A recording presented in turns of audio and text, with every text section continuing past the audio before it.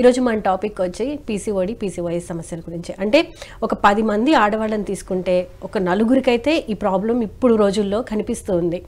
So అసలు దీని గురించి సైంటిఫిక్గా క్లియర్గా ఎక్స్ప్లెయిన్ చేస్తారా?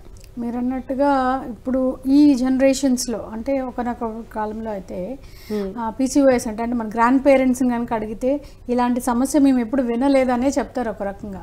అప్పుడున్న లైఫ్ స్టైల్, అప్పుడున్న ఫుడ్ హ్యాబిట్స్, వాళ్ళ వర్కింగ్ నేచర్, హోమ్ మేకర్స్ అయినప్పటికీ కూడా చాలా ఫిజికల్ యాక్టివిటీ అనేది ఎక్కువగా ఉండేది.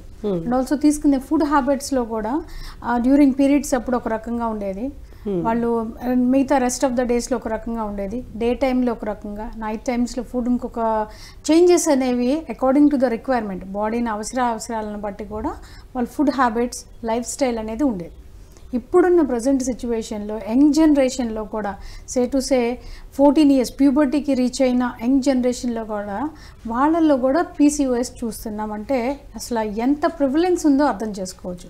మీరు అన్నట్లు ఇప్పుడు సుమారుగా ఒక 100 మందిని తీసుకుంటే అందులో డెఫినెట్గా ఒక 10% ఆఫ్ పాపులేషన్ విమెన్కి ఈ పీసీఓఎస్ ఉంది. అంటే కేవలం అది మన తెలుగు రాష్ట్రాల్లో మాత్రమే కాదు, యావత్ ప్రపంచం మొత్తం మీద కూడా విమెన్ అనేవాళ్ళు ఇలాంటి సిచ్యువేషన్తో చాలా ఇబ్బందులు పడుతున్నారు. కాకపోతే ఇదేంటంటే అన్ఐడెంటిఫైడ్. ఒకటి వీళ్ళు వెళ్ళి మాకు ఇలాంటి కండిషన్ ఉంది, ఇర్రెగ్యులర్ పీరియడ్స్ ఉన్నాయి, పీరియడ్స్ గురించి మాట్లాడాలంటే కొంచెం హెజిటేషన్ ఉంటుంది, కాస్త ఇదేమంటారు మనం వేరే వాళ్ళకి వెళ్ళి ఎలా చెప్పుకుంటాము, డాక్టర్స్ దగ్గరికి వెళ్ళి చెప్పుకోలేము. కొంతమంది పేరెంట్స్ కూడా చెప్పుకునే పిల్లలు ఉన్నారు.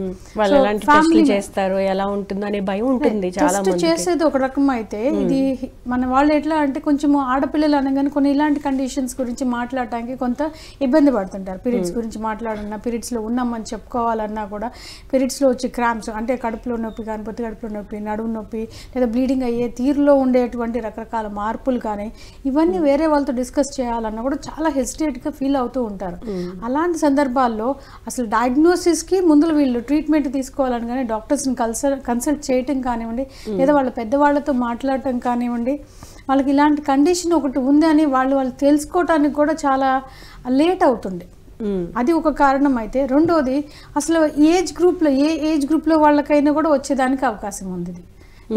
ఇర్రెస్పెక్టివ్ ఆఫ్ ఏజ్ గ్రూప్ అంటే 14 ఏళ్ళ వయసా, లేదా మ్యారేజ్ కాకముందా, మ్యారేజ్ అయిన తర్వాత, పిల్లలు పుట్టకుండా ముందుగానే వాళ్ళకి పీసీఓఎస్ ఉండటం అది ఇన్ఫర్టిలిటీకి దారితీసే అవకాశం ఉందా, లేదా 1-2 పిల్లలు పుట్టిన తర్వాత కూడా వాళ్ళకి పాలిసిస్టిక్ ఓవేరియన్ సిండ్రోమ్, అసలు పీసీఓఎస్ అంటే పాలిసిస్టిక్ ఓవేరియన్ సిండ్రోమ్ లేదా పీసీఓడి అని కూడా పిలుస్తారు, అంటే పాలిసిస్టిక్ ఓవేరియన్ డిసీజ్.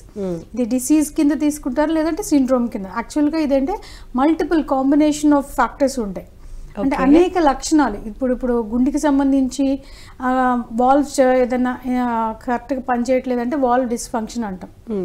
అలాగే ప్యాంక్రియాస్ సరిగ్గా పనిచేయట్లేదు, బీటా సెల్స్ నుంచి మనకి ఇన్సులిన్ ప్రొడక్షన్ సరిగ్గా లేదు, అలాంటప్పుడు డయాబెటీస్కి వాళ్ళు లోన్ అయ్యేదానికి అవకాశం ఉంటుంది. లేదా బ్లడ్ ప్రెషర్ ఎక్కువ పెరిగింది, లేదా కిడ్నీలో ఏదైనా ఫంక్షన్ సరిగ్గా చేయట్లేదు. అలాంటి సందర్భాల్లో పర్టికులర్ ఆర్గాన్ అది పనిచేయకపోవటం వల్ల వచ్చేటువంటి సమస్య కింద నిర్ధారణ చేయడానికి చాలా సులువుగా ఉంటుంది. కానీ చాలామంది డాక్టర్స్ కూడా తెలియని విషయం ఏంటంటే ఇది మల్టిపుల్ కాంబినేషన్స్తో వచ్చేటువంటి సిండ్రోమ్, అంటే అనేక లక్షణాలతో కలిసి ఉంటుంది. కొన్నిసార్లు లక్షణాలు కనిపించకపోయినా కూడా ఈ పాలిసిస్టిక్ ఓవేరియన్ సిండ్రోమ్తో బాధపడే ఆడవాళ్ళు చాలామంది ఉంటారు. అంటే లక్షణాలు అంటే మనకి ఎక్స్రే అల్ట్రాసౌండ్ స్కాన్స్లో కానివ్వండి సిస్ట్లు కనిపించకపోవచ్చు, లేనంత మాత్రాన వాళ్ళు పాలిసిస్టిక్ ఓవేరియన్ సిండ్రోమ్లో లేరు అని చెప్పడానికి లేదు. ఇది మెటబాలిక్ డిజార్డర్తో కూడా కలిసి ఉంటుంది. సో ఇట్లా మల్టిపుల్ కాంబినేషన్స్తో ఉండటం వల్ల ఒకటి ఐడెంటిఫై చేయటం అనేది ఒకటి నిర్ధారణ చేసుకోవటం చాలా ఇంపార్టెంట్. చాలామంది డాక్టర్స్ కూడా ఇక్కడ మిస్కన్సెప్షన్ అవుతారు, సరిగ్గా అండర్స్టాండ్ చేసుకోరు వచ్చిన పేషెంట్ ఒక సిచ్యువేషన్ ఏంటి, వాళ్ళ కండిషన్ ఎలా ఉంది, అంటే మీకు రిపోర్ట్స్లో కనిపించలేదు కాబట్టి you don't belong to this అని చెప్పడానికి లేదు. అలా అనేసి వాళ్ళకి హార్మోన్ రీప్లేస్మెంట్ థెరపీ ఇచ్చే వాళ్ళు చాలామంది ఉన్నారు. సో ఇండ్యూస్ చేసే వాళ్ళు ఉన్నారు, అంటే ఓవ్యులేషన్ అంటే అండాలోంచి ఎగ్ రిలీజ్ అవ్వడం, అలా హార్మోన్ రీప్లేస్మెంట్ థెరపీ లేదా హార్మోన్ ట్రీట్మెంట్స్ ఇవ్వటము. దానివల్ల ఏంటంటే వీళ్ళు మెటబాలిక్ డిజార్డర్స్ ఉన్నాయి కాబట్టి ఓవర్ వెయిట్ అయిపోతారు. సో ఇందులో చాలా మంచి టాపిక్ తీసుకున్నారని చెప్పచ్చు ఈరోజు మీరు. ఇందులో చాలా మిస్కన్సెప్షన్స్ ఉన్నాయి, రకరకాల కండిషన్స్తో ఇది సమ్మేళనం అయి ఉండటం వల్ల వాళ్ళకి ఒబేసిటీ వస్తుంది, కాలక్రమేణా వాళ్ళ ఇన్సులిన్ ఇంబ్యాలెన్స్ రెసిస్టెన్స్ రావడం వల్ల డయాబెటీస్ టైప్ 2 డయాబెటీస్ కూడా లోనయ్యేదానికి అవకాశం ఉంటుంది. ఇట్లా రకరకాలుగా కారణాల వల్ల ఈ పాలిసిస్టిక్ ఓవేరియన్ సిండ్రోమ్ లేదా పాలిసిస్టిక్ ఓవేరియన్ డిసీజ్ ఈ కండిషన్స్ని డెఫినెట్గా ప్రతి ఆడవాళ్ళు కూడా తెలుసుకొని ఉండాలి.